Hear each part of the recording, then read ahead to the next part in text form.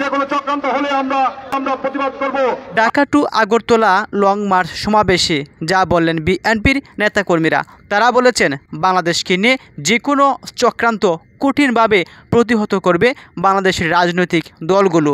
সম্প্রতি ভারতের আগরতলায় বাংলাদেশ সহকারী হাই কমিশনে হামলা, ভাঙচুর, জাতীয় পতাকা নামিয়ে ছিঁড়ে ফেলা, সাম্প্রতিক দাঙ্গা বাঁধানোর ষড়যন্ত্রের প্রতিবাদে আজ Dhaka to Akhaura long march সম্পন্ন করেছে বাংলাদেশ জাতীয়তাবাদী দল বিএনপির 3 সংগঠন।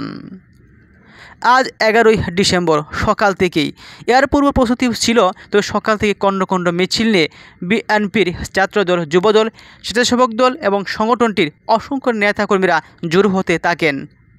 তারপর নয়াপল্টন থেকেই আখাউড়া উদ্দেশ্য তাদের লং মার্চ যাত্রা শুরু করেন। হাজার হাজার নেতাকর্মীদের উপস্থিতিতে সম্পন্ন হয় এই লং মার্চ সমাবেশ। লং মার্চের উদ্বোধন করেছেন বিএনপির সিনিয়র যুগ্ম মহাসচিব রুহুল কবির রিজভী এবং সংক্ষিপ্ত বক্তব্য রেখেছেন দিল্লির সাম্প্রতিক শাসকেরা। শুনুন, আপনারা লেডি ফারাওকে 16 বছর ধরে ক্ষমতায় রাখতে সমর্থন দিয়েছেন। আজ ভারত গণতান্ত্রিক দেশগুলোর সমালোচনার সম্মুখীন হয়েছে শুধুমাত্র শেখ হাসিনার জন্য। ভারত চায় না বাংলাদেশ তার জনগণের ইচ্ছায় চলুক। বাংলাদেশের মানুষ ঐক্যবদ্ধ হয়ে শেখ হাসিনা এবং আওয়ামী লীগ সরকারের পতন ঘটিয়েছে। তাই আমরা আশা করছি ভারত তাদের সিদ্ধান্তগুলো বুঝতে পারবে। অন্য দেশ নিয়ে ভারত চিন্তা ভাবনার কোনো কারণ নেই। এর আগে সকাল থেকে যুবদল, স্বেচ্ছাসেবক দল, ছাত্রদলের হাজারো নেতাকর্মী দলীয় কার্যালয়ের সামনে একত্রিত হতে শুরু করেন। তাদের হাতে ছিল প্ল্যাকার্ড ও পোস্টার, মাথায় রঙিন টুপি।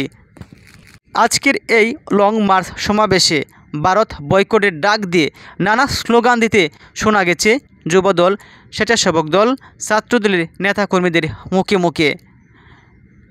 বাংলাদেশের আওয়ামী লীগের বিপক্ষের একমাত্র শক্তিশালী রাজনৈতিক দল ছিল বিএনপি। দীর্ঘ 15 বছর যাবৎ বিভিন্ন মামলা হামলায় এ পর্যন্ত টিকে রয়েছে এই দলটি।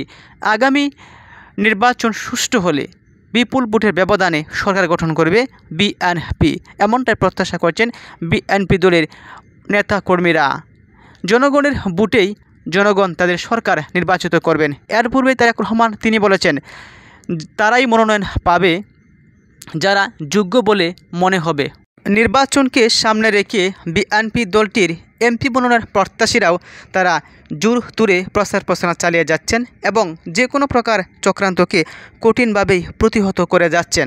আশা করা যাচ্ছে এভাবে তারা যে কোনো চক্রান্তকে প্রতিহত করতে পারলে সুষ্ঠু নির্বাচন সম্পন্ন হলেই মনোনয়ন প্রত্যাশীরা মনোনয়ন পেলে জনগণের ভোটে তারা এমপি নির্বাচিত হতে পারবেন এবং বাংলাদেশের 350টি আসনের মধ্যে যে দল সবচেয়ে বেশি আসন পাবে সে দলই সরকার গঠন করবে।